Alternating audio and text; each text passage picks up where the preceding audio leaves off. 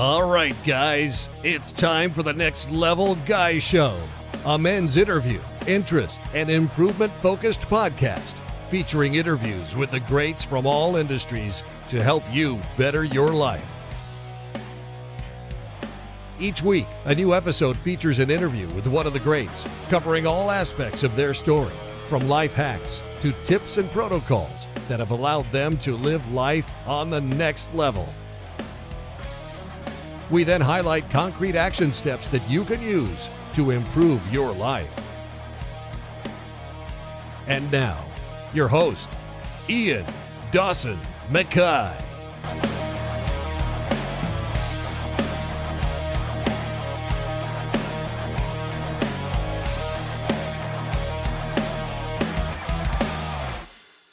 Yoga isn't just stretching, it's the secret weapon to move smarter, recover faster, and stay rolling for longer.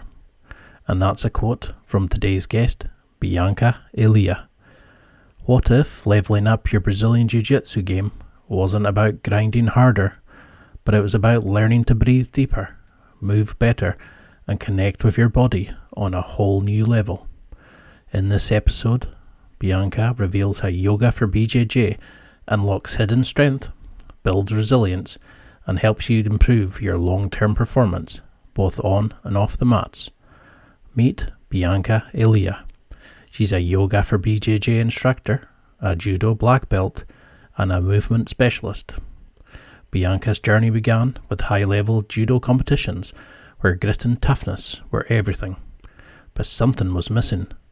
After facing burnout after years of injury after injury, she found her true calling, blending yoga, recovery, Brazilian Jiu-Jitsu, and mindfulness into a system that doesn't just build better athletes, it builds stronger, happier, and more resilient humans.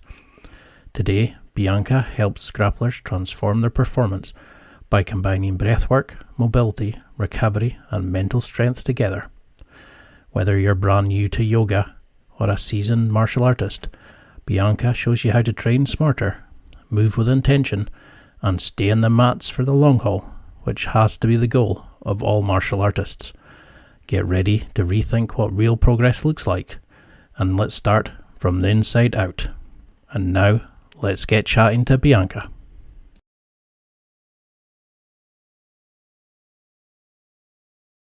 Thank you so much for coming on the show. I've been a big fan of your content now for quite a while.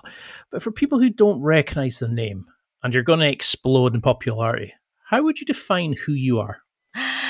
Thank you. Thanks for inviting me, first of all. And yeah, secondly, well, how would I define? So, firstly, I'm a yoga teacher. That's my main thing, yoga. And then I'm also a BJJ practitioner. So I managed to combine the two of them somehow. And yeah, I think this is what defines me. I'm a yoga teacher which does BJJ. Therefore, I combine the two. So I do yoga for BJJ. So yeah. And so you're originally from Romania? Yeah. I'm Romanian, yeah. So how did you, because in your history on your website, you mentioned that you trained jiu-jitsu now, but you trained judo from about 6 years old, I think it was, and you were very good. You were training with Olympians and stuff. Well, how did you get into that? My dad.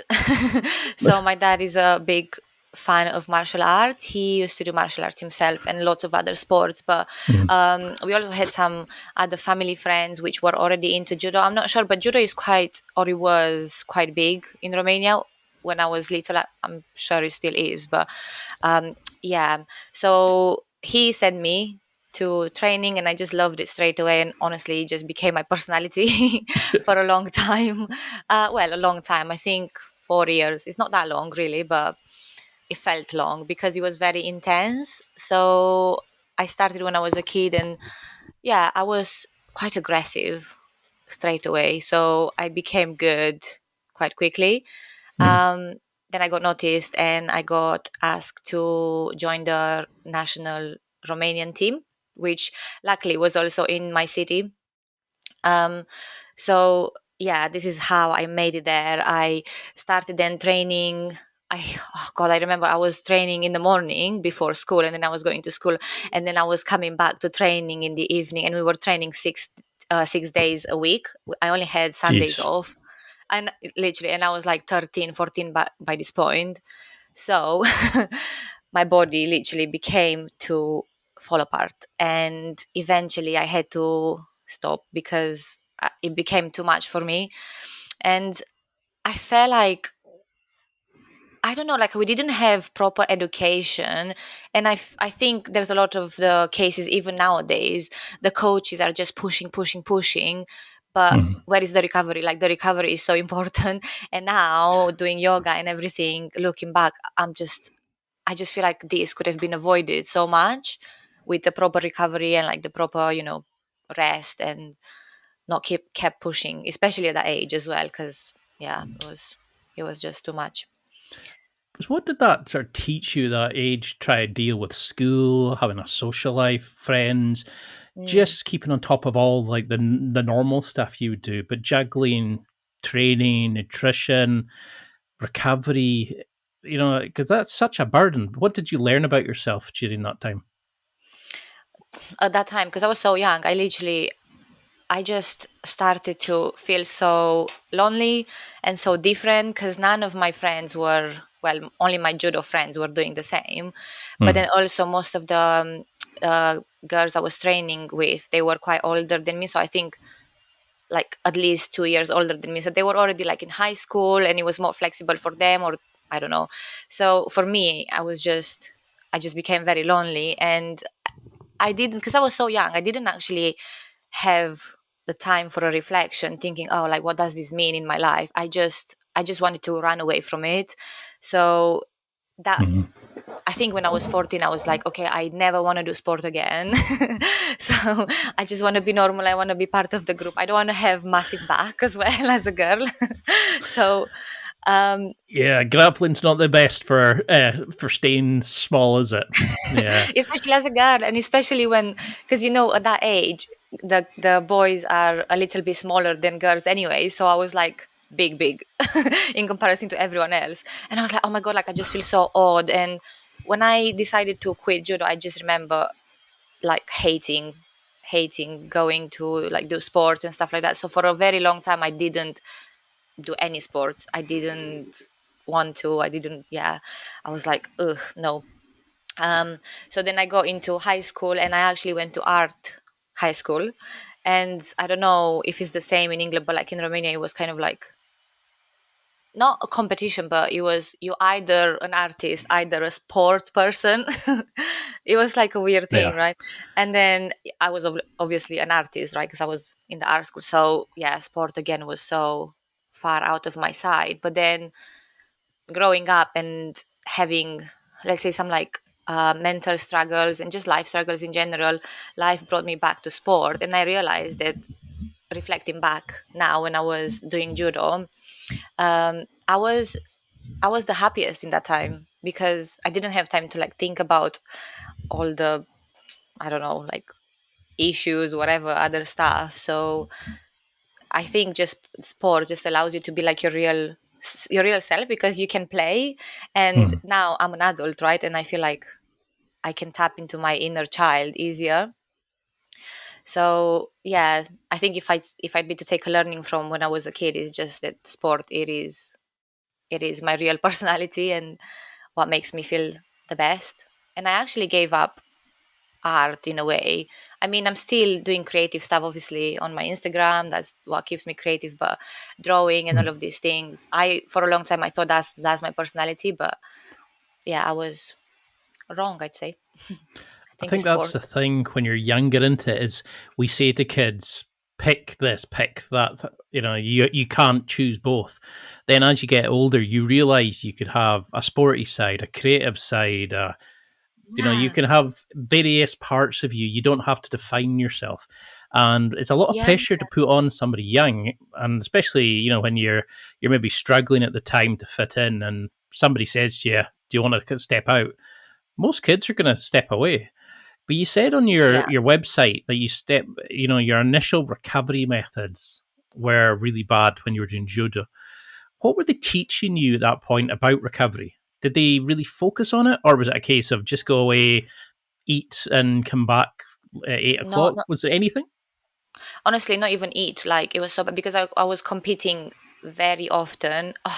Now when I think about it, I'm like, how is that even possible? But like I remember I was doing not cut because you don't when you're a kid you don't cut properly, but like Mm. I was constantly kind of dieting, so I do the lower like category in weight, and like I said, I was like 13 and stuff like that. So yeah, they encourage you to go on a lower category in weight, or at least that's how it was like a few years ago. Obviously, now it's been like so long. Maybe people It's go a kind bit of more. exploded a bit now, you know. Yeah, we didn't have all this like internet and social media to educate ourselves so easily. But yeah, and then in terms of the recovery, it was like just nothing. Like you had a day off. That's it. That's your recovery. I remember I actually started to develop scoliosis because in judo, you do like lots of things, and it's very explosive as well. So if you do lots of explosive movement on one side, it like your spine is naturally gonna start kind of Oh, could you going start that direction. twisting into the throws Yeah. and And I was going for it, and then I started to have really bad back pain, and we actually had a physio in the team, and he was trying to give me some exercises, but to be fair, because I was so young, I was like, oh, like this is so boring, it's so slow. So he told me, but it's not like, yeah, it wasn't, I don't know, he wasn't there with me to hold my hand the whole journey, I guess. So yeah, that's why I didn't even really do them, so that was my fault as well. I think that's the thing into it. Is like you see your life as as like you're young. You know, you're thinking about school, you're thinking about friends, you're thinking about stuff that's happening. You're not thinking of what you're going to be like at 40, 50, 60. Yeah, So you no, don't think longevity when you're that age because you can no, do but it and then jump mm, back in and do something else the next day. Whereas if you're like me, you're out, you feel out of shape just thinking about going and training. I yeah, but think the thing is, I feel like not even people my age, and I'm 28, I feel like not even people my age are thinking about longevity because you still feel good at 20, even mhm. 30, I don't know, 5, I guess. You feel quite like fresh. So you just don't think about your 50s and even 60s, 70s. Like it just seems so far away. I mean, I'm 40. I'm 42 now, and I just whenever I think back, my brain says yes. My body kind of goes, okay, let's Mm, think about this. You know, with a bit more warm up, with a bit more cool down, with a bit more of a kind of structured approach, you can still train. You just have yeah, to be trained smarter, not harder, as they say. yeah. Was that what led you into judo? From judo, sorry, into BJJ, that you liked the sport more, but also led you into yoga, that you needed a recovery tool? So like I said, I completely gave up sport when I Hmm. was like in high school and after 14 years old. And I think it was around, so I started going to the gym because I was like, oh, I just want to I want to have abs, right? That's how I was like, Don't we okay. all? Exactly. That's why I wanted to go to the gym. So I started going to the gym, and then eventually I got hooked because I loved the feeling that it gave me. At this point, I wasn't doing anything else. I tried yoga. Actually, I tried yoga when I was 18 once, and I was like, ooh, like this is horrible. Like I don't like it. It's so Yeah, I'm not like going to make a career out of this. yeah, exactly. I was, oh, this is like so confusing, right? Everything is so hard. Anyway, so then I went to the gym a few years. I think after about 2 years of starting my gym journey, I was like, okay, like I think I need to start stretching. So I remember coming from the gym and actually at the same time I was in a quite a bad period of my life. So living in Bournemouth, I recently would have just moved there, and I didn't know anyone. I had like a job which was part-time, which I didn't really like and stuff like that. So yeah, I was going to the gym and came home and I was like, okay, let me just try some yoga to do some to stretch because that's all I knew about yoga back then. Hmm. And this is how I kind of got into it. So I did a few classes, and then I remember one class. It was so nice. Like I just been to the gym, and then I came home. I did a class, and at the end of the class, it was shavasana, and the lady was actually Boho Beautiful. I used to do it with, and I still do on YouTube. She was guiding us through like a meditation. It was so powerful, honestly. I think it was the first time when I realized it kind of like it opened the door. I think it was the first time I realized there's more than this body. Yeah. So I managed to access my inner self and my inner world, and I was like, oh my god, this is amazing. So um, I continued to use the meditation and dive deeper into yoga because of my um, mental health situation and stuff like that back then. And then I just fell in love with the physical part, of course, and then I discovered all these like advanced poses, and I had really a lot of fun with them. But then through them I realized you can go so much deeper into the mental side of things and the spirit. So yeah, this is how I became hooked. And then in parallel I because I started to get back into movement, I started to really crave judo. And because I started to tap into this inner child, right? So I was like, oh, like, wouldn't it be so nice to just do a sport like I used to do? Because I remember I used to have so much fun. And eventually I just joined a BJJ class because that was very close to judo. Of course, I like to say that judo is you start with judo and then you finish with BJJ, right? No. So yeah, and I just fell in love with it straight away because it felt quite natural in my body and I could get the moves well up to a specific percentage. But yeah, And do you find that sort of the cross training helped? That doing the judo gave you that good grounding, that it yeah, kind of almost felt natural. That at least the yeah, stand up game, and you kind of understood the mechanics of levers and throw yeah, points and all that kind of stuff. Did you pick it yeah. up quite quickly at the time? I think so, yeah, to be fair. I mean, comparing to other people that joined at the same time, I would say it's because I was already firstly used to the aggression from judo. Like, I'm not scared. No, honestly, I'm not scared to be like dragged around, right? Or to drag people around. So that was one. And then Mhm. secondly, I'm used to the gi because I started in a gi. Of course, judo is in a gi. So that was quite familiar. Everything felt familiar to me. And then in judo you also do lots of groundwork anyway, so of course you don't submit, but you do. I even competed in only ground judo competitions, if that makes sense. I don't know, you just No. hold the person down for like a specific amount of time and then this is how you win. But yeah, so for that reason grappling felt natural to me. And then yeah, I just had to learn what actually BJJ means. So like all the positioning and the more the theory side of things. Because that's the thing, isn't it? Is like they say it's the gentle art, and you're literally beating the crap out of each other, and then Yeah. you shake hands at the end, and you appreciate the combat of it. And I suppose it's the closest a lot of us get to like wars and like proper fighting and True. stuff. And Yeah, to be it's something that fair. it helps us like cognitively as well as Mm, physically. But did you mhm. start noticing when the people you trained with were coming into it not having a clue about how to recovery, not able to figure out how to help their body? Did you see them getting like nagging injuries? Oh What my was the? God. Did you see the same problems that you saw in judo? Yeah, even worse, of course, because you're older, so your body is a bit more stiff naturally. And then also, if you're not coming from a sports background and you start BJJ, your body is not athletic and is weak, so you're gonna get No. injured. And to be fair, I'm saying that, but I was in the same boat because at this point, when I started BJJ, I was already practicing yoga, but I wasn't like, oh my God, like I'm such a yoga girl, like doing it properly. So I was just doing classes every now and then and like doing a stretch there and there and meditation. So I was kind of combining the different aspects of yoga in my own way. And then I started BJJ and I actually slowed down my yoga because I was so obsessed with BJJ. I was just training that. And I started to get injured so often. Oh my God.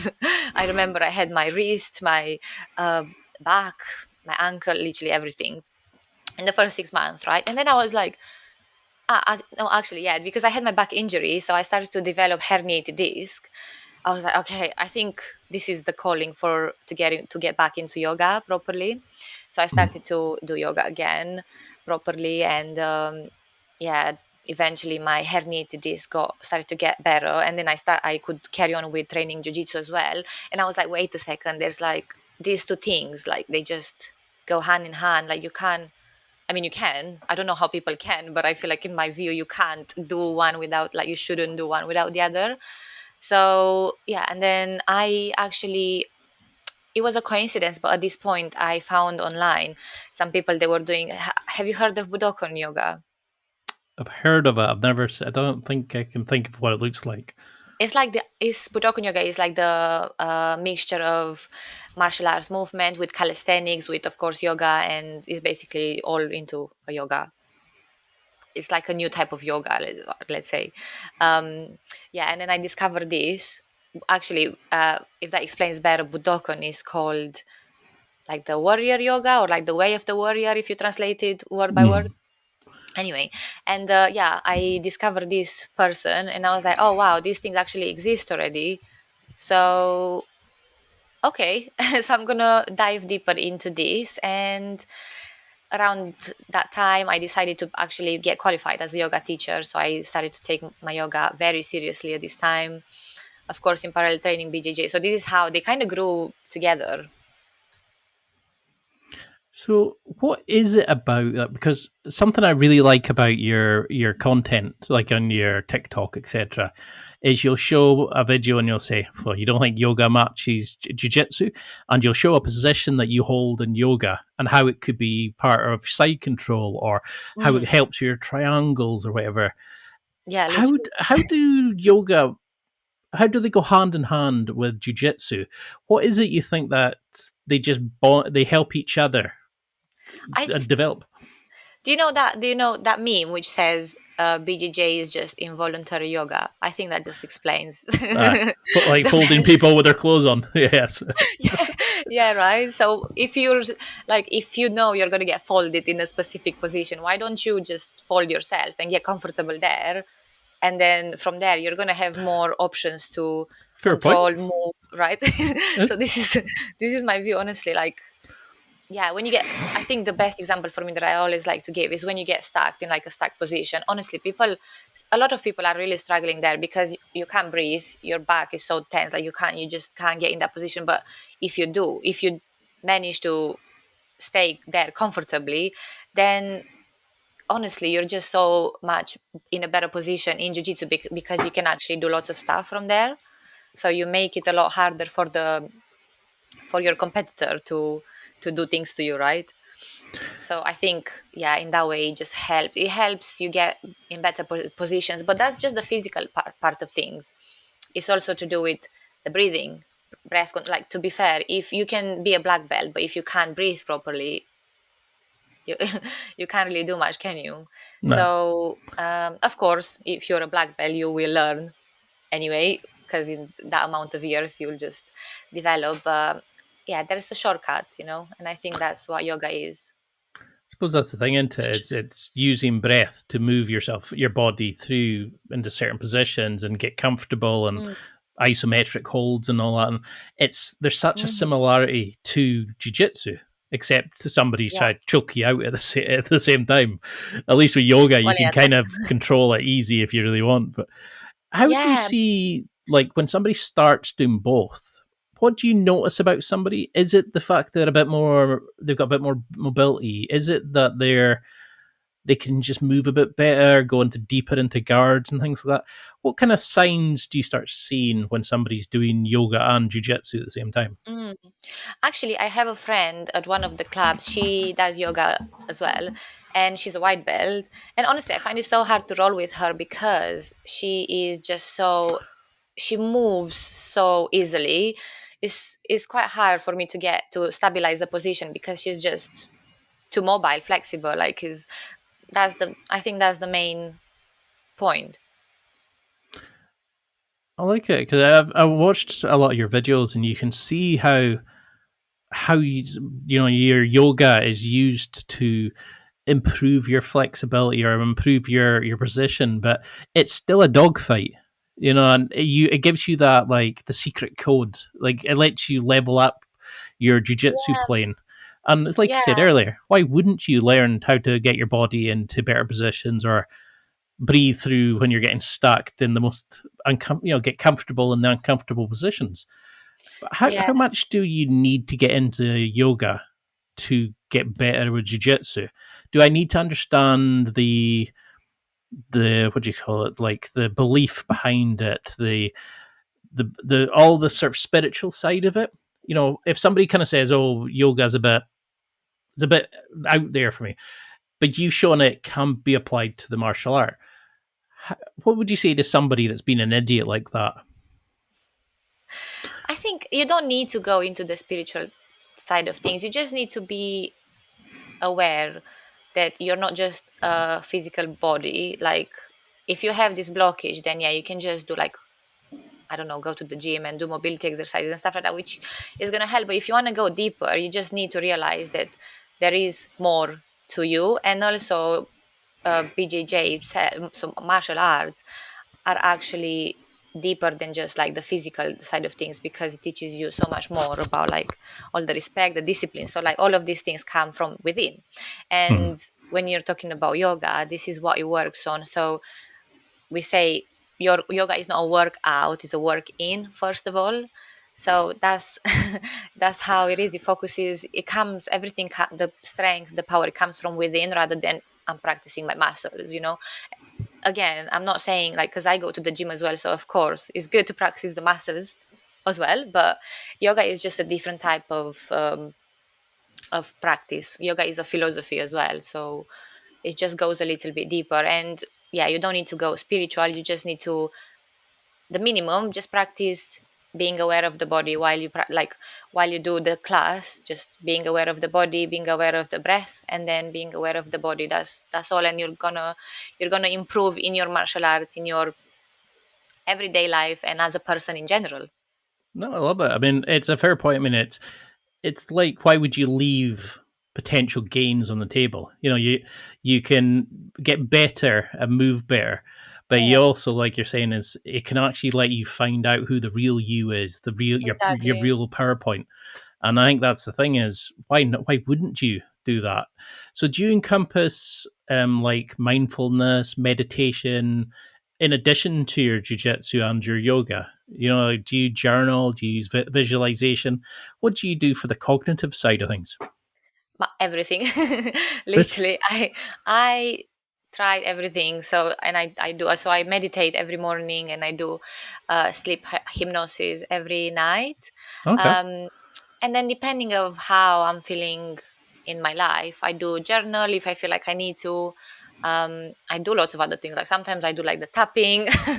I don't know if you heard about it. Oh, like emotional freedom technique where you Yeah, tap the. yeah, Okay. yeah. Yeah. I used to do lots of other things like kinesiology, all of this. So because so this spiritual side also started because I also had an autoimmune disease, and it was quite bad. And I went to the doctors, many doctors. They said, no, we can't solve it, you just need to use the steroid cream all the time. But the steroid cream was really aggravating it, so I had no solution really from the doctors. So then I got to the conclusion, like, I was just thinking in my head.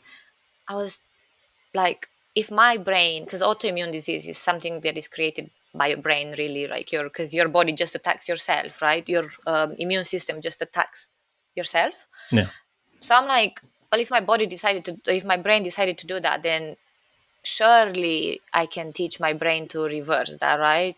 So this is how I got really, really deep into meditation and all these practices, just by trying to heal this autoimmune disease. And it took me 2 years, but I did heal it actually. And yeah, they said it's not possible. And to anyone that are listening and they're struggling with any skin disease or anything, it is possible. It just takes a lot of work and a lot of strength, mental strength. Uh, So I mean, yeah. there's been a lot of thought into these kind of like our mental health, the stuff we have in the atmosphere, the foods we eat, how we eat it off, the Mm, plastic containers and all this kind of stuff, and yeah. how we can fix ourselves by removing the garbage in our minds and in our bodies. And there's a lot to be said about just by fixing your brain and your gut health to fix your body. Yeah, And it's really hard because you need to just unlearn everything you learned your whole life, and then pick mm, how you want to live, like how do you really want to live your life? Do you want to keep consuming like these, I don't know, foods or whatever? Do you want to keep applying those products. Like you need to question everything, or at least that was my journey. So I had to question even like my makeup products, my shampoo and everything. I realized everything had chemicals that might have affected my skin and all of these things. So I had to eliminate everything, literally everything, like you said, plastic and stuff, and then incorporate lots of self-care, mindfulness, meditation, slowing down, because we're always in a fight or flight mood constantly, right? We're just trying to get there. We're just trying to, I don't know, solve things, make more money. I don't know, always tasks, right? And it doesn't work like that, because we need that side of us, of course, but we need the slowing down side. We need the balance. Otherwise, we're not going to function properly, and this is how we get out of balance.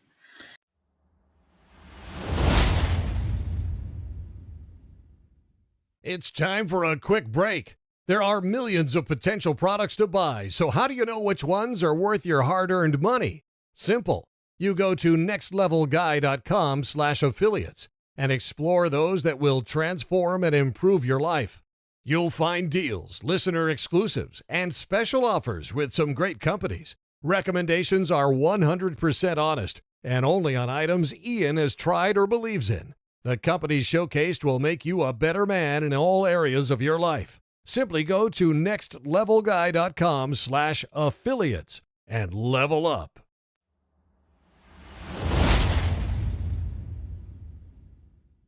Because I think that would help so many people just listening if they just said, take all the crap out, slowly add it back in to see what works and what doesn't, add in the self-care, do some visualization, and it would help them find their version of their true power, like you did when you did the mindfulness. But you were saying there about balance. If I said to you just now, you've got to do a class in the morning, you've got to teach people, you are doing your jiu-jitsu class yourself, and you're going off to get your latest tattoo, and you're doing this, and you're doing that. Yeah, okay. How do you balance that? I mean, how do you put in strength training, seeing your friends, doing your yoga?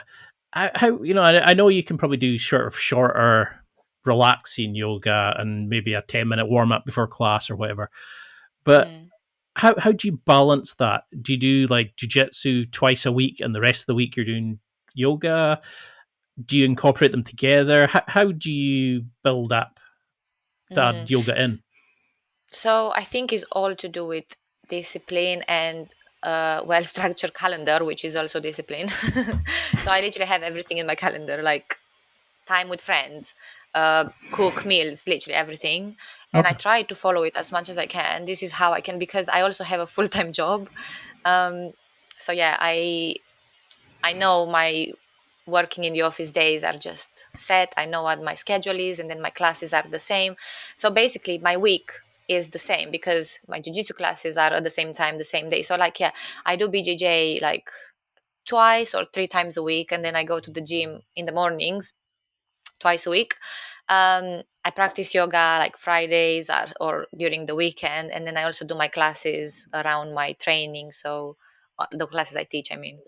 So yeah, it's just when I'm talking, like, yeah, I know I'm talking about balance, and I could say I'm a bit too much at the moment. So I am trying to find a better balance in my life, but I have my tools, and I think having the weekend to kind of slow down a bit. I think I also have ADHD, so I think that's a good thing for me, because it allows me to do all of these things because I have lots of energy.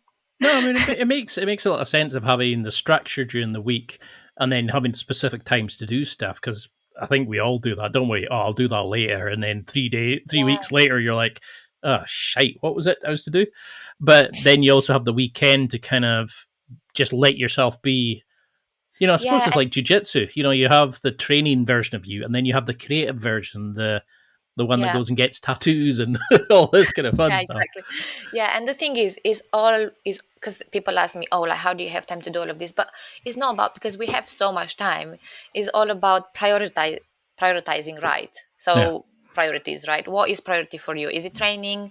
Is it work? Is it working on your business? Or is it watching the series and relaxing? Because that's fine, but it's just, you need to recognize that and be aware the fact that you can choose and be aware of your priorities as well. It's a very fair point, and to know or understand that at such a young age. There's adults that still don't, and they go to their deathbeds wishing Yeah. they'd done more. But if I they know, and pick, it's hard. Yeah, it's hard because it's hard to get out of your comfort zone. Yeah, it is, especially with so many temptation nowadays and like the social media and stuff. It's very hard, but then also is the easiest it's ever been for us because we have access to so much information, we have access to so much support, and we have access to so much I don't know, tools, to help us get productive, such as AI and stuff like that. So pick your hard. well, I mean, that's the thing, though. It's like you have some amazing products. You're doing like online classes. You're pulling out like a how would we say it? Like a participation product where people can do your different programs, and you're doing like almost like online coaching and stuff. How do you find that? Like, how did you find the skills, the mentor, etc., to create a business as well as a full time job? I mean, I'm just running a podcast in addition to a full time job. You're creating it and you're building a very big reputation. How have you found that entrepreneur to training to coach to yogi to just you being you? I think to be fair, I'm not doing anything apart from just following what I like to do. So basically, I'm I just like following it. my passion. Yeah, because I really love training BJJ, and then I genuinely love doing yoga, but I genuinely love teaching.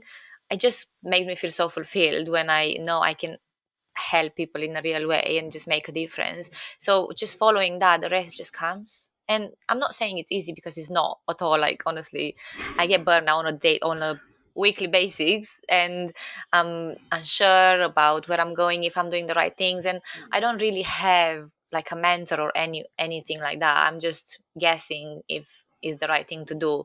But the thing is, we just need to do it anyway because this is the way we find out. Like if I wouldn't do anything, I wouldn't know, right? So I'm just testing things out and keeping my eyes and ears open to what people say and the feedback, and just trying to take that on board. So yeah. So, but what's the best way to start learning yoga? 'Cause, I mean, just 2 minutes Mm. into watching your videos, you realize the joy, the fun, but also the amazing correlation between becoming better at jujitsu by doing yoga. But Mm. should we start in the general kind of yoga stuff? Should we start looking for how we can find similar movements in yoga that we can use in jujitsu? What would I you mean, advise people? it's so different from a person to person because some people like me would get into yoga just through like stretching and like the physical part of things, but some people would actually get into yoga through, like a lot of people I know, they go into yoga discovering meditation first and then introducing the physical practice. Yeah. So it depends, but I think the easiest way is just to go on YouTube and just test what you like. Do a 10 minutes class and see how it is. Do 10 minutes meditation and see how it is. But yeah, when it comes to BJJ, I think again it's just it will probably be the physical practice, right? So I think just trying from YouTube or just trying some stretches, see how it feels into your body, and taking from there. Of course, you can go to in-person classes. I think that would be really good, but I think a lot of people are intimidated to do that. Well, I mean, they could So then do an online class with you. They could that's what I'm buy your saying. product. Yeah. Because I think that's the thing is on your site you've got a bit about how would you like you're looking at creating maybe specialist yoga patterns for people to try, and I think that's the beauty is we can order stuff now to do at home. It's no longer you have to go to a class, you have to go to a center. Yeah, We of can we course. can connect with you and pay you to show us how to do it in the privacy of our own home, which is amazing. Yeah. How So I have yeah, so on my website at the moment I actually created, I think few weeks ago, 3 weeks ago, I launched this program which was for beginners because a lot of my audience are actually beginners. So it's for beginners, specializes in yoga for BJJ, and it covers not all aspects of yoga, but yeah, it covers the mobility, flexibility, and the recovery side of things. And like I said, it's made for beginners. So that would be like a really great way to start, because it's quite basic moves, but because it's tailored after jiu-jitsu, is a bit like it will probably give you a little bit of a challenge, but not too much, so you feel like you can't do anything. Yeah. So yeah, I think if you're looking for something like that, that'd be a great way to start. Because what I do love about your social media, for example, is there's things like we all struggle with, even if you don't do martial arts. Like you've tight shoulders, a sore back, tight hips, and just your little kind of routines about what to do if your shoulder's tight. I mean, I've got a shoulder impingement just now, and that benefited me so much. Just doing some of the movements, I was like, this is amazing. Yeah. And then I remember when I had tweaked my back, I can't remember what was that. I basically had a big guy land on me, and I was killing for days. And I was thinking, I wish I'd known that, some of the back tweet loosers and all that you use. Yeah. And I think that's the problem, is we assume yoga's easy. It's not. I mean, there's a lot of isometric holding. There's a lot of very kind of difficult transitions and stuff like that. As we're starting, do you want somebody new to just go through the movement without pain? Do you want them to be slowly and build the technique? What would you want a newbie to focus on? Again, is different from a person to a person, because someone might come to a class wanting to, or maybe like having like a lingering injury, and they just want to kind of like get rid of it, or like increase the mobility and stuff like that. Someone would just want to come to prevent anything. So like you said earlier, or like you think because you're 42, did you say? Yeah. It's horrible to think about, yes. Sorry to remind you.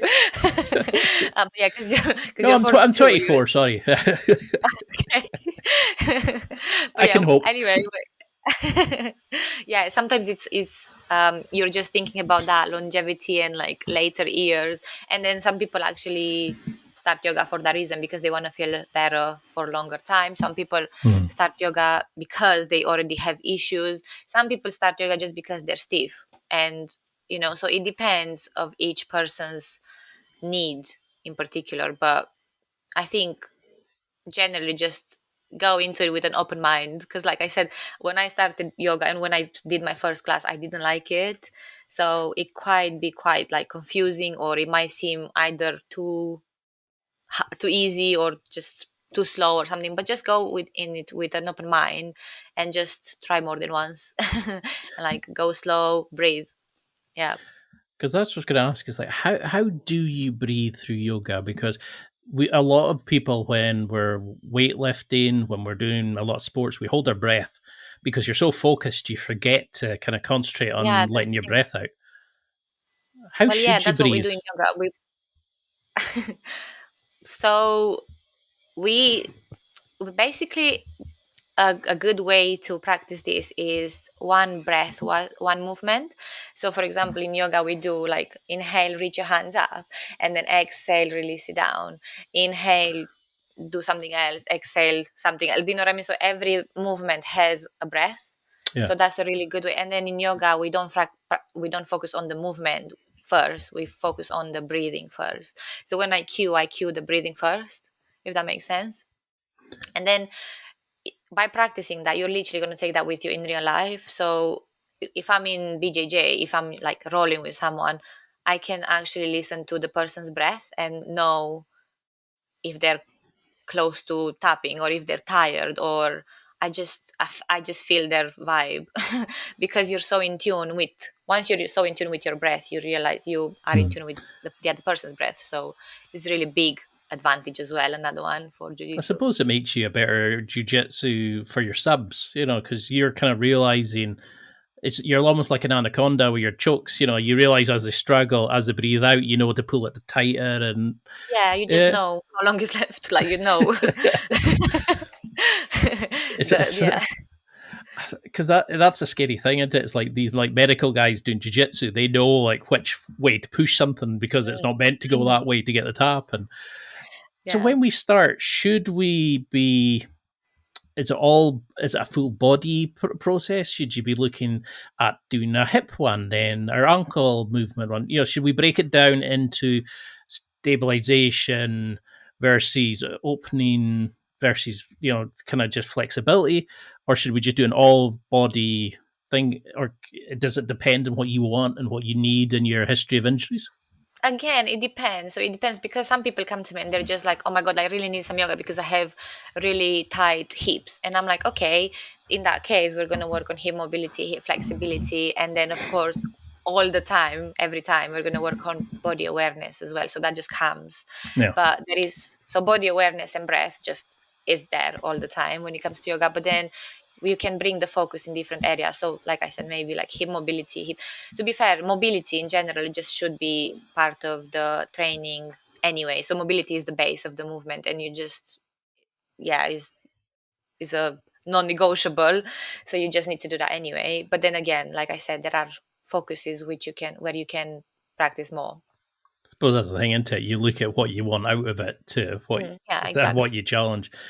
How long should you be holding positions for? Should you just go through movements and go from one to the next? Should you hold it? What's the best return for it? Like say if you go into a transition that, like where you go a push up and you do like the Hindu push up and you push your head up, should you hold it at the top or go straight into the next movement? What's the best kind of approach? Sorry, do you mean so like when you do yoga? Oh, sorry, yeah, for yoga. What's the best kind of thing? Should you just go from movement to movement to movement through a pattern, So it or should depends you hold? Again, it depends, because so we're stretching, right? Is holding, you just need to hold it for a bit longer. So I would say, I always like to say minimum 5 long breaths. So when you think about the time, when you think about how long to hold the pose, again, don't think about the time, think about the breath. That's another way to I love exercise your that. breathing. Yeah. So if you do like a forward fold or something, just count your breath. And I like to do minimum 5 long breaths. If you want to practice your mobility, then there's no holding, because you're practicing your range of motion. Yeah. So we're moving. Again, it depends. So if you're doing like a vinyasa flow, that's going to be one breath, one movement. So you're not holding any pose. But if you're doing like a hatha class, you hold not each pose, but most of the poses you hold them for longer. So maybe like 10, 20 seconds. So like again, 5 to 10 breaths. Yeah, does it answer your question? Yeah, that makes a lot of sense, because I like that idea of focusing on the breath, because then it removes you from thinking of the struggle. You're thinking on the breathing, but you're centering yourself on one specific thing. Yeah, I really like that idea of. I'm going to take this example with like when you're in the stacked position. So, in BJJ, so like in yoga, we call that position the plow pose. So that, for example, in order to get comfortable here, you just need to hold it for, I don't know, at least, I would say 20 seconds, something like that. So you just need to, because, for example, we do cool down at the gym I train, BJJ, and then we do, in the cool part of the cool down, we do that position, legs over the head. Yeah. But we just hold it for like quick 10 seconds, like 1, 2, 3. And I guess it's better than nothing, but it's not gonna make a difference, So if you really want to practice and get comfortable in those positions, and also lengthen the muscles, release, you need to hold, you need to stay there, you need to go through that uncomfortable feeling, because that's what it is, is getting used to being uncomfortable. That's what we're practicing. Because that's what I love about your social media. Sorry to keep going on about it, but I find it amazing, because in there's always a video on like, if you don't like this position, here's a position in yoga that you can use that mimics that away from the mats, which allows you to kind of get used to it, to learn how to breathe while you're in it. How do we use breathing to control our emotions? Because we all panic when we get stalked by some big guy at the gym or whatever, or they twist you into an uncomfortable position. How do you use yoga and the breathing to get comfortable in uncomfortable positions? It's just being aware of it. So every time you panic, just bring yourself back to your breath. Just like being aware of the breath makes all the difference. I know it sounds really easy, but it's really hard because our mind will always want to wonder, and will always want to distract us, because that's what the mind does. It always thinks. So we need to quiet it. So by bringing it to the breath, we quiet the mind. So then we can't think about, oh my God, this guy is like, I don't know, suffocating me or whatever. So you need to focus on your breath. And then what I like to say is, as long as you can breathe, you're fine. And then just, if it doesn't matter, you're twisted in whatever position, can you breathe? Notice if you can breathe. Then if you can breathe, you're fine. So like, calm down and work your way up from there. Yeah. Think clearly. What can you do? There's no point, like, you know what I mean? Because you can breathe, so there's no point panicking. If that makes sense. I really like that, because that's the thing, isn't it? It's like, you're not going to suffocate, you're not going to die. Yeah. It just means you just need to stop and go, okay, it's Okay, I'm just, here. Like, acknowledge what's happening. just sort of center yourself, realize that you're Yeah. getting the oxygen. You just need to then, I suppose that links to your body awareness. How do Yeah. we know where our body is by using yoga, so that when we're on the mats, we know if our arms are left out or if we're twisted, how to untwist ourselves, how to get back to, Yeah. like, how do we know where we are? More like spatial awareness? Yeah, I think it's all through the practice. So, for example, when you do like do you do any yoga, by the way? I've done a wee bit through Diamond Dallas Page, the DDP yoga. Okay. Yeah. So, for example, if you do like a warrior or any pose, right? I like to say, so, okay, an easier one is like, the chair pose, when you have your knees bent. So you obviously focus on your legs are burning and all the attention go there. But just remember to focus on keeping your elbows and even your fingers straight. And this is how you develop body awareness. You are aware of the whole body. You're not just, oh my God, my legs are burning. That's not body awareness. It's like, so when I do the class, I always like to remind people how are you holding the whole position. Is your chest forward, is your chest back, is your belly engaged, is your elbows straight, and just by practicing this, you develop the body awareness. But then also by holding the poses, or like getting into specific poses, you just get to know your body better, and you know what your limits are. So this is how you develop. It's all through practice. And what's as you're moving through the different motions and like stretching, and you're maybe doing things you haven't done since you're a kid, what is a good pain and what's a stop right now pain? Is it a sharp stabbing pain? Is Yeah. pushing the muscle just a wee bit more than normal good? You feel a bit of stretch, but a sharp pain is a stop. What do you teach Yeah. people? I always like to say, if it's just an uncomfortable sensation, you're fine. Just breathe through it. But if it's a sharp pain, and especially a pain around the joint or the tendons, then yeah, you can adjust, or maybe even go out of it, or skip, or go into another position. But generally, I like to think of the sharp pain is a no-no. Well, that's probably a key for a lot of life as well. What do And you you also see? need to identify, because if you stretch, it feels quite hard sometimes, and you just need to identify: is it your brain telling you, no, get out, oh my God, this is so hard, or is it actually a sharp pain? So it's practice. So if you really feel like your brain is telling you it's a sharp pain, you can just go out of it, but keep practicing and keep being aware of what your brain is telling you, because the brain is not always right.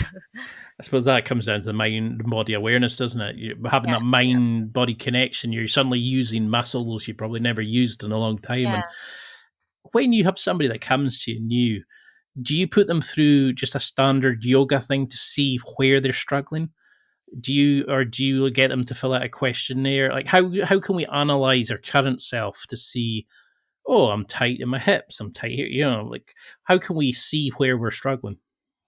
So it depends, because in person, I like to do a few poses with the person and test them out. But in online, I do have a form, and then I ask lots of questions there. And then from the questions they tell me, I do create either a basic flow, so depending of their needs, a flow that I think is suitable based on the questions. And then from there, he goes or she goes through the flow, and then we just revise, and yeah, we can amend. So there's always feedback. So if I came to you and we started doing yoga and I was like, holy hell, Bianca, you've changed my life. I'm super fit and I'm feeling more controlled and able to deal with being stacked. I mean, well, I used to do powerlifting and I could barely get my legs over my head because I used to deadlift a lot, but I couldn't. I was so stiff everywhere. I couldn't move. I was Yeah. out of breath going up steps, for instance, because I did so much weightlifting, but not a lot of cardio. So I wasn't designed for life. But how do we use yoga to benefit jujitsu? How, not just the mobility, how do we roll better? How do we understand, like how do we become better on the mats by using yoga? So it's just by practicing, you will automatically develop all the I would say the control and the awareness. So when you go into the role, you're not gonna, because I remember when I started to roll first time and I wasn't that deep into yoga, I was just like going crazy, right? Like no control, nothing. I was just going for the role. But when you actually learn about yourself, and like we said, to develop all this body awareness, you develop the better mobility and stuff like that. You're just going to be more controlled on the mat overall. You're going to be more respectful of your body, and then of the other person's body, and you're just going to be able to think more clearly generally. Because you've got a video where you show how you can improve your transitions through using certain jujitsu kind of like training things, but also to utilize your yoga into it. So it's kind of like, I see how that works, how I can control myself, how I can use this transition in yoga to not have a sore knee at the end of shooting for a takedown or whatever it is. And it's really well thought out, your videos. And I think that's why you should get a lot of fans from this, because you should really show people how to level up their jiu-jitsu by doing yoga. And I think that's the thing, is we kind of go, nah, yoga's for recovery. But it is life-changing in talent and skill development. So how do we build this in? Do we do like a 10-minute in the morning, 10-minute at night, just after class? How do we make it a consistent habit? Again, it depends, because everyone has different lives and different training patterns.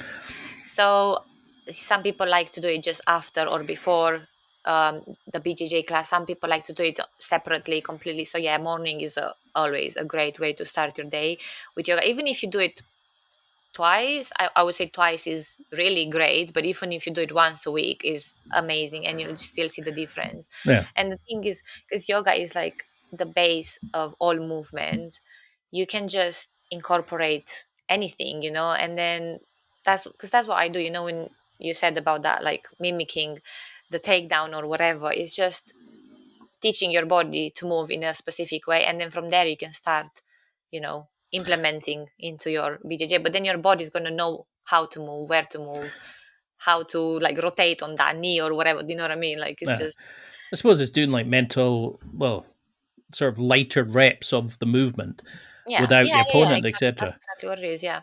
And how do you utilize like training partners, bands, I don't know, like steps and stuff like that into your yoga, like to make it progressively more difficult, or to have a training partner to help you get into the more difficult positions or push you through tight bits? Do you mean how I do my yoga sequences in order to be more difficult? Yeah, well, I mean, you've got a video where you say about using a jiu-jitsu rolling partner for, helping you with your yoga, for example. You could train yoga together. We can use bands to, I think we've got one somewhere down here. It's, to help you through a movement and help you hold it better or stretch a muscle or whatever. Yeah. What accessories and training partners can we do to make yoga and help us more? I mean, I really like that because it's so fun to just do it with someone else, to just do any movement with someone else, right? So yeah, I have a few reels. Stretching especially is really easy to do it with someone and really fun, because there's no competition anymore. Like, we've done that already, right? We're Yeah. old. We try to kill each other. Now let's help each other, right? So yeah, it's really nice. There's so many stretches that you can do. Like, even if you put, the child pose, for example, when you go into child pose, even if the other person just puts a little bit of pressure on your lower back, it Yeah. really goes a little bit deeper into your hips and like releases the lower back and stuff like that. So there's like lots of moves. You can see my reels as examples. But yeah, or like, if you're struggling on the other side, if you're struggling in like a specific position, you can ask your training partner to put you in that position, and then you can start thinking from there what to do. Like, what do you know what I mean? Like, okay, how can I move from here? Like, what do I feel tight in my body? Is it my back that is stopping me from evolving or progressing from here? Or is it my breath? Am I panicking? Like, do you know what I mean? It's just, that's how. No, it makes a lot of sense, because I suppose that's the thing, isn't it? They can feel where you're tight, or they can feel where you're pushing back, and they can help you through it by putting a wee bit maybe extra resistance, or helping you get into a position you might not be able to do yourself. No, it makes a lot of sense. Yeah, What kind yeah. of If you feel time? like your neck is stiff, yeah, Because that's the thing, you don't feel it because you live with it, so you're never going. Other people can notice these things. Um, yeah. what's a time frame for this? Is it like a couple of weeks to 6 months? Does it really depend on the person and where they're starting from before they Yeah. start seeing an improvement? Yeah, it definitely depends of your current level, but I would say you can definitely still see results in even a month. If you do it twice, a week, you definitely see results in a month. So from whatever level you are, but yeah, I would say if you want to proper like implement and like keep them with you, you Yeah. need to do like a 3 month And thing. Yeah, twice a week minimum, I would say. and what are you looking for? Are you looking in terms of just a bit more flexibility? Are you wanting them to come back and say to you, I could get deeper into that guard? Or how do we know we're going the right way? So you just feel it in your body, like because when I work with someone, I always ask them, how do you feel it in your role? Like, do you feel anything that improved? And then we can take it from there. So again, each situation is different for each person, but everyone's going to feel it differently, right? So yeah, you might feel actually, I had a person, he really improved his hips, but then he realized he's got a problem with his shoulders now. So then I'm like, okay, so you know what I mean? Because you focus on your hips only for like a long period of time, but then when you let something else out of sight, it gets tight, right? Because Yep. so you always need to kind of revise. So you just, yeah, again, being aware. I like that. I like that idea of like that. You're always juggling the different demands, but it's like anything, it's just try to keep our system going. Yeah, exactly. All about balance. So how do we then work with you? Like, say if somebody came to you just now and said, right, you've sold me on this. I really want to try it. Sounds great. I want to work with you. How do we become the best student for you? Like, do you want us to come and do an online class with you, and then we work on a specialist training program? What can we do to be the best student for you as a teacher? Like, So I have like I said, the form on my website, and people can fill up their requirements there, and then this is how we can actually work together one to one. So I can create personalized or customized programs, or even a class which you can repeat. So if you can tell me your needs, and for example, if you want to practice yoga once a week, then I'm going to give you one good sequence which matches all the requirements. So maybe you want to go into your hips and neck, I don't know, and then yeah, I'm going to create the sequence around that, and from there we can revise it on a, I don't know, 2 bi-weekly or monthly period, and then yeah, go from there. and so if you were to sell yoga for BJJ just now, if somebody said to you, okay, why should I take your product? This is a perfect chance to sell it to people listening, because if they come this far, they're very interested. What do they get from buying your products and working with you?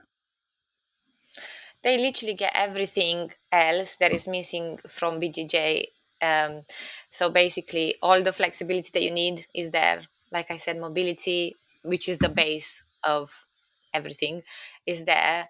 And also the recovery is so important. So yeah, in my 4-week program, this is how I thought about it. I thought about the perfect package, which I thought based on how I feel, how I used to feel, and based on all my colleagues at Jiu-Jitsu. So it's all like based on feedback, and this is what they gave me, and this is how I created the program. So it should be a complete package of what every BJJ practitioner needs. Like, and you can do it in the privacy of your own home. You can do it at your own pace. Yeah, of course. So it's online, and you can access it. It's lifetime access as well. So okay, yeah. I mean, I think that's the best thing about it is it shows your belief in it that that you can do something that they can do by themselves and that'll change their lives, or they can do online classes and then they can take it to a deeper level. I mean, I'd love to do another interview at some point and go into deeper things. I know we're kind of tight for time today, but I think there's so much about this that is so beneficial to every grappler, and people should be definitely buying this. But how? What would you want them to take from this? I mean, this is your first podcast, you were saying, and you seem a natural at this. You seem the person that we could easily fall in love with and train and think, oh, you're amazing. You're such a good coach. You're so easy to absorb. How do you want people to use this? Because not just following you on social media, how do we then think, okay, I am going to do this. I'm going to change my life. I'm going to become fit, healthy, mobile, etc. What do you want them to do as a challenge or a reminder going forward? It's just starting small. So identifying first, just stopping from where you are and taking a moment to see where are you in your body, in your life, what do you actually need right now, and then just take one thing and then focus on that thing, whether that's to do, of course we're talking about BJJ here, right? So whether that's to do with your I don't know, you get injured too often, so maybe that's because you train so much, or you train too much, or maybe because you don't have a proper recovery routine. So start there, start looking into recovery. Like I said, yeah, you can look into my program. Is go recovery side as well. Just start with anything. You can also look through my videos and do like little stretches. So even that, it makes all the difference. So yeah, if I'd be to give something out of this, is just to say that recovery is as important as training. It's like literally 50-50. Like you can't neglect it. You will be forced to take it otherwise. Because I did one of your videos. I just followed along with I think it was the tight shoulder one when I had the shoulder impingement, and I got relief. It was the first time in ages. It wasn't painful. It wasn't throbbing and like feeling like it wasn't going in the socket properly. It was just it relaxed, and I think I was just thinking, this is amazing. I was singing your praises to everybody, saying you've got to try this. But yeah, thank you. Until we can get you back on and we can do some more and I can get you on other people, etc. How can we find you? How can we follow you on social media? How can we buy the products? How do the online classes? Buy your 4-week training program, etc. How can we keep in touch with this journey you're on? So the easiest is on my Instagram. This is where I'm most active. So bianca.yoga.bjj. And then I'm actually building my YouTube channel, which I think would be really beneficial for a lot of people just to try out for free. So you can just type Bianca Yoga BJJ. And then also my website. So Bianca Yoga bjj.com, and then you can find my products there. So like I said, the 1-to-1 personalized plans, and also my 4-week plans for beginners. I also have a PDF an injury prevention guide. So yeah, you can find all my products there. Of course, I'm going to keep updating them and adding new things. And then also on TikTok. So I'm starting to build my TikTok as well. But yeah, mainly on Instagram.